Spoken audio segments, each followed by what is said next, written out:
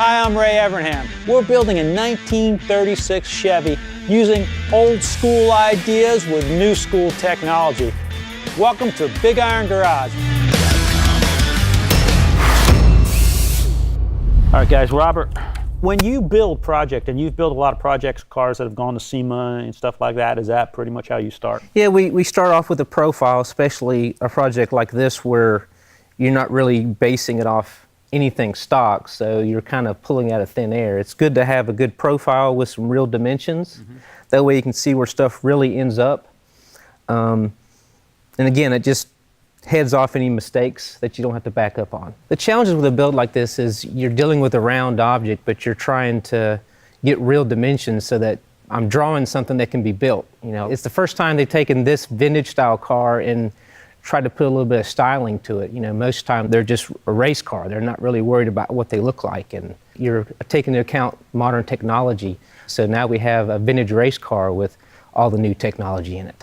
I like what you've done there, but you need to show the guys where you think it's going to start and where you think it's going to end, because getting the proportions right has always been the issue. Right. What we did, we took 1.5 inches out of the roof, but we moved the cowl down, one, so you don't lose as much visibility of your windscreen, and then two, it gives the car a little more rake. That's going to look different. There's not a lot of things out there that look like that. This works good, and I'm hoping that we're going to generate enough downforce off the back underbody with that diffuser to help nail down the front of that without having to run a wing on it. But I mean, it looks good. It looks like a modified. When those guys in those GT Corvettes and Camaros see that thing coming, I don't know that they're going to know what to think. Yeah, it's going to definitely be surprising. As Dan and those guys are starting to cut and move pieces around on this thing, will you come take pictures of it and then move it around on the computer to see if it looks right? Or well, I originally came out last week and we did some rough dimensions so I could start off of it, and it's good to come back once we move it to see where stuff really ends up.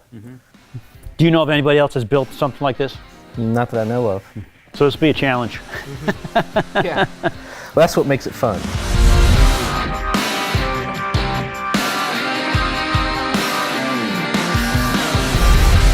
All right, what we've done here, it's a 2x3 chassis. It's 120 wall out here in the front for stiffness. Everything is mounted with slugs like a cup car has.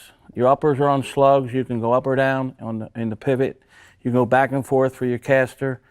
Down here where your lowers are mounted, your slugs, so you can go up or down. And everything intersects. Your steering, if you took a 1/2 inch rod, you could run it through your steering, through your lower, and through your lower in the back where it pivots. So all right, so just what I asked for then. The only thing that's really stopped us from going in further is the motor. And then Dan, what was the biggest challenge getting that inner lower braced up? Well, like everything else, you have clearance issues with the motor. You have a oil pump over here that's in your way. And getting it strong enough, to meet the requirements that you said we were going to have with it. Now, did we stay with 120 thousandths tubing? We stay with 120 all the way to the rear firewall, or where the back seat would be. But from the rear clip back, we went 083, lighten it up. And roll cage, we went with 090, which is standard roll cage thickness for a cup car or modified.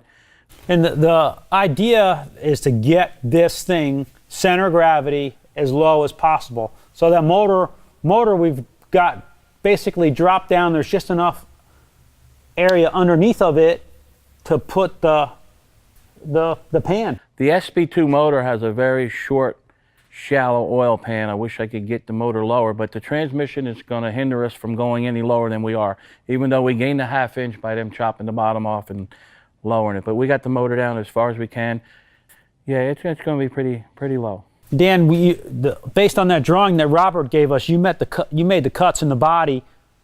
Since we were taking 1.5 inches out of the roof, I just lay tape across here, get my 2 marks, and then cut that. And then we ended up taking 1 inch out of the cow. I just laid 1 inch tape across there, put marks, cut that inch out, put it back together.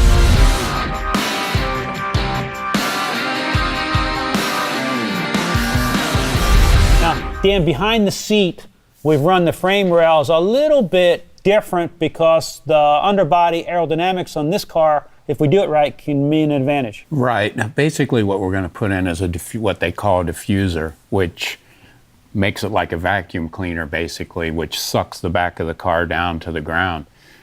And they say that to make it as big as you can to get the most effect out of it. So we've widened the rails out a little bit, and then we've angled them up in the back so that we can fit that all in here. It's like you were saying before, everything's a give and take. You move one thing to gain something, and you got to decide what's going to be the best thing for you. And here we decided that the diffuser was a lot more effective than having the gas tank back here.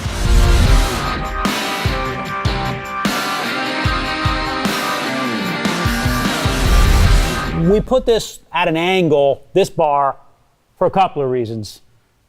A, it gives me more room to sit. It makes the top cockpit a little bit longer. It allows us to lie the seat back.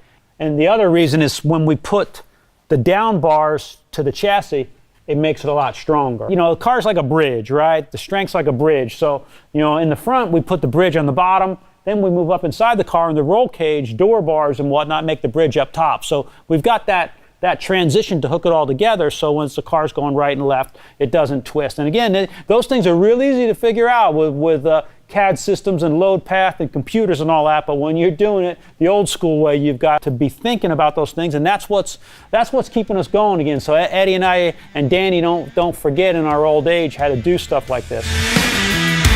Coming up next week on Big Iron Garage, we make a lot of noise.